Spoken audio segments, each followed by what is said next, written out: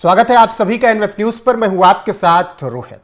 अक्टूबर 2023 से फिलिस्तीन और इजराइल के बीच जंग जारी है। अभी तक बहुत नुकसान हो चुका है। बेंजामिन नेतन्याहू का साफ कहना है कि जब तक गाजा पर कब्जा नहीं कर लेंगे, जब तक इन हैवानों राक्षसों को मार नहीं देंगे, तब तक हम चुप नहीं बैठेंगे। दुनिया भर से तमाम बयान आए, तमाम लोगों ने कहा, तमाम राष्ट्राध्यक्षों ने कहा कि ये युद्ध रुकना चाहिए, लेकिन बेंजामिन नेतन्याहू अपनी शर्तों पर हमास को बख्शना चाहते हैं, फिलिस्तीन को बख्शना चाहते हैं। हमास को तो वो खत्म करने की कसम खा चुके हैं। ऐसे में अब गाजा सिटी पर कब्जे की पूरी प्लानिंग तैयार कर ली गई है और बेंजामिन नेतन्याहू ने भी आदेश दे दिया है। और जब युद्ध को लगभग 2 साल होने को रहेंगे, तब उससे ठीक पहले गाजा सिटी पर कब्जा शुरू कर देगा इजराइल। जी हां, सितंबर के महीने से गाजा सिटी पर इजराइल के कब्जे की तैयारी है। इजराइल सितंबर के 20 तक गाजा सिटी पर कब्जा करने के लिए पूरी प्लानिंग तैयार कर चुका है और अभियान भी शुरू कर दिया गया है। रिपोर्ट जो आ रही हैं उसमें यह बताया जा रहा है कि जो ऑपरेशन इजराइल चलाने जा रहा है, इससे गाजा सिटी में मौजूद करीब 10 लाख फिलिस्तीनियों को निकालने का आदेश है और अब यह पूरा प्रोसेस बहुत जल्दी शुरू होगा। सेना को भी पूरी तरीके से बता दिया गया है। इजराइल के रक्षा मंत्री ने भी धमकी दी है और कहा है कि अगर हमास ने जंग खत्म करने की इजराइल की शर्तें, खासकर बंधकों की रिहाई और हथियार डालना कबूल नहीं किया, तो गाजा सिटी पर नरक के दरवाजे खोल दिए जाएंगे और ऐसा अंजाम होगा कि वो हमास और फिलिस्तीन कभी सोच नहीं सकते हैं।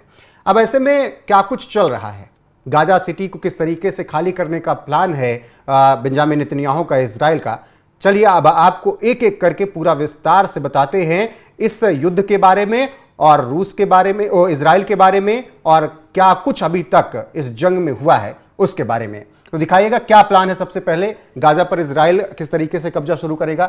इजरायली सेना के प्रवक्ता ने कहा कि हमारे बलों ने पहले ही शहर के बाहरी इलाकों पर नियंत्रण कर लिया है और अब धीरे धीरे हम कब्जा करने की तरफ बढ़ रहे हैं। लगभग 60,000 रिजर्व सैनिकों को वापस बुलाने के लिए भर्ती पत्र भेजे जाएंगे और इस महीने के अंत में 20,000 अतिरिक्त पत्र भेजे जाएंगे। यानी कुल मिलाकर 80,000 रिजर्व सैनिकों को बुलाने की तैयारी इजराइल कर रहा है। तो इससे आप समझ सकते हैं कि किस तरीके से गाजा पर इजराइल कब्जा करने की प्लानिंग कर चुका है। 60,000 सैनिक और इसके अलावा 20,000 एक्स्ट्रा सैनिक, कुल मिलाकर 80,000 सैनिकों को बुलाने के लिए तैयारी की जा चुकी है और ये 80,000 सैनिक अब गाजा पर इजराइल का कब्जा करेंगे और इसके लिए आदेश भी जारी कर दिया गया है। वहीं प्रधानमंत्री इजराइल के बेंजामिन नेतन्याहू ने इस पर भी बयान दिया और उन्होंने अभी हाल फिलहाल में कहा कि अगर युद्ध रुकता है तो किन शर्तों पर रुकेगा और किस तरीके से वो गाजा सिटी बिना लिए नहीं मानेंगे। बेंजामिन नेतन्याहू का बयान दिखाएगा। बेंजामिन नेतन्याहू कहते हैं, युद्ध का एकमात्र लक्ष्य गाजा से हमास को पूरी तरीके से खत्म करना है, सभी बंधकों को वापस लाना और यह सुनिश्चित करना कि गाजा से इजराइल के लिए फिर कभी कोई खतरा ना हो, तभी ये युद्ध रुकेगा।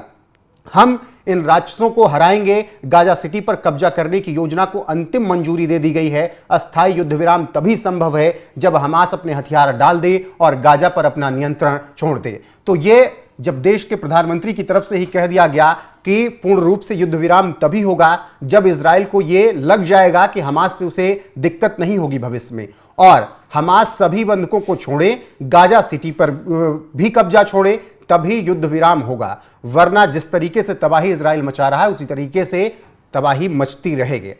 अब गाजा पट्टी पर इसीलिए कब्जे की जो तैयारी है, उससे पहले यह जानना है कब्जा जब होगा उसकी खबर आप तक पहुंचाएंगे, लेकिन अभी तक गाजा पट्टी को कितना नुकसान हुआ है यह जानना बेहद जरूरी है। गाजा पट्टी का नुकसान समझिए। फिलिस्तीन इजराइल युद्ध अक्टूबर 2023 में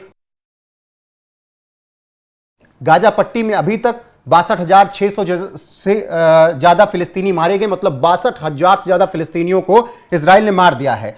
12,000 से अधिक बच्चे और 8,000 से ज्यादा महिलाएं मारी गई। 65,000 से ज्यादा लोग घायल हैं और लगभग 8,000 लोग लापता हैं अभी गाजा पट्टी से। इजरायली हमलों में लगातार गाजा में तबाही मच रही है।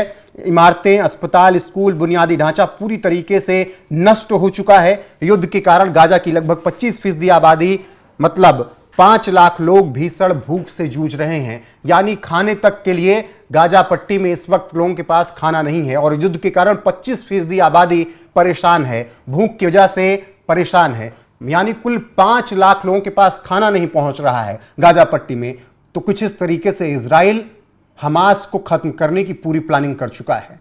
भूखे भी मार रहा है, मिसाइल से भी मार रहा है, गोलियों से भी मार रहा है, बम से भी मार रहा है। और बेंजामिन नेतन्याहू का कहना है कि जब तक हमास को पूरी तरीके से साफ नहीं कर देंगे, हमास से बेहतर वो ये कहते हैं कि जब तक इन राक्षसों को हम साफ नहीं कर देंगे तब तक हम शांत बैठने वाले नहीं हैं। हालांकि इस युद्ध में इजराइल को भी नुकसान हुआ है, ऐसा नहीं है कि केवल हमास या गाजा पट्टी को नुकसान हुआ है, इजराइल को भी नुकसान भुगतना पड़ा है और हर युद्ध में ये होता है। तो इजराइल को क्या कुछ नुकसान हुआ वो समझिए। इजराइल का नुकसान कुछ इस तरीके से है कि 1300 से ज्यादा लोग मारे गए अभी तक, जो 2 साल के युद्ध को होने जा रहे हैं। 859 नागरिक, जो आम नागरिक, 500 से ज्यादा आईडीएफ सैनिक मारे गए। इजराइल के 8266 से अधिक लोग घायल हुए, मतलब 9000 के लोग आसपास घायल हैं। 1300 से ज्यादा लोग मारे जा चुके, इसमें 800 के आसपास नागरिक, 800 से 1000 के आसपास, और आईडीएफ के सैनिक जो हैं वो 500 से ज्यादा हैं। तो अगर हमास और गाजा के से तुलना करेंगे तो इजराइल को उतना बड़ा नुकसान नहीं हुआ है, लेकिन नुकसान हुआ है और युद्ध में ये होता है। अब जब गाजा, हमास और इजराइल इस तरीके से जंग में हैं, हमास को साफ करने की पूरी तैयारी है, तो फिर इससे दुनिया को भी परेशानी हो रही है, क्योंकि कोई भी युद्ध हो दुनिया के तमाम देश उससे परेशान होते हैं। अर्थव्यवस्था पर फर्क पड़ता है, मार्केट पर फर्क पड़ता है, और यही हो रहा है इस युद्ध में, फिलिस्तीन और इजराइल के युद्ध में। व्यापार और अर्थव्यवस्था में बहुत परेशानी पूरी दुनिया की हुई है। इस युद्ध का असर लाल सागर और हिंद महासागर के समुद्री व्यापार पर भी पड़ा है। हूती विद्रोहियों के हमलों से कई जहाजों को नुकसान पहुंचा है, जिसकी वजह से आयात और निर्यात में बहुत परेशानी हुई है। वैश्विक व्यापार मार्ग जो है वो प्रभावित हुआ है और कंपनियों को अपने रूट बदलने पड़े हैं, जिसकी वजह से लागत ज्यादा लग रही है आयात और निर्यात में। तो व्यापार और अर्थव्यवस्था को भी काफी मुसीबत में डाल दिया है इजराइल और फिलिस्तीन के इस जंग ने। और यही वजह है कि वो चाहे ट्रंप हो या फिर भारत हो, वो हमेशा से यही कह रहा है कि युद्ध कोई रास्ता नहीं है। हालांकि ट्रंप के स्टैंड लगातार बदलते रहे, पहले वो इजराइल की तरफ से बोल रहे थे, पिछले कुछ दिनों में वो उनको हमास से हमदर्दी हुई है, लेकिन भारत का स्टैंड क्लियर है। वो चाहे रूस और ईरान का युद्ध, इजराइल ईरान का युद्ध हो, रूस यूक्रेन का युद्ध हो, भारत केवल शांति की बात करता है। और उसका कारण है कि वैश्विक नीति प्रभावित ना हो, बाजार प्रभावित ना हो, अर्थव्यवस्था को परेशानी ना झेलनी पड़े। अब ट्रंप जिस तरीके से पूरा चुनाव लड़ गए इन्हीं सब मुद्दों पर कि हम शांति करवा देंगे, शांति बहाल करवा देंगे, आते ही दुनिया के हर देश का युद्ध रुकवा देंगे। पहली बात तो रूस यूक्रेन का युद्ध वो नहीं रोक पाए, फिर अब ये इजराइल और फिलिस्तीन का युद्ध उनके बस की बात नहीं है। हालांकि खबरें तो तमाम ऐसी भी थी कि ट्रंप और नेतन्याहू के बीच बड़ी डील हुई थी, इसीलिए हमास को साफ करने की तैयारी शुरू की इजराइल ने। लेकिन ट्रंप के बयानों को, 2-3 बयानों को समझना बेहद जरूरी है। तो ट्रंप ने कब क्या कुछ कहा वो पहले जानिए। ट्रंप का बयान दिखाइएगा। इजराइल का समर्थन किया। ट्रंप ने गाजा में इजराइल की कार्रवाई का बचाव किया, युद्ध के लिए हमास को जिम्मेदार बताया। हमास ने अमेरिकी समर्थित युद्ध विराम प्रस्तावों को ठुकरा दिया। हमास खुद मरना चाहता है, ऐसा ट्रंप ने कहा। अब युद्ध समाप्त करने का भी दावा ट्रंप ने किया, जैसे हर जगह वो करते रहे। इजराइल युद्ध विराम के लिए शर्तों पर सहमत हो गया है और उन्होंने हमास से भी इसे स्वीकार करने की अपील की। इजराइल हमास के बीच युद्ध को जल्द ही खत्म कर देंगे। गाजा के पुनर्निर्माण के लिए इसे मिस्र या जॉर्डन जैसे पड़ोसी देशों को सौंपा जा सकता है। ये ट्रंप के बयान है। अब तीसरा बयान ट्रंप का देखिए।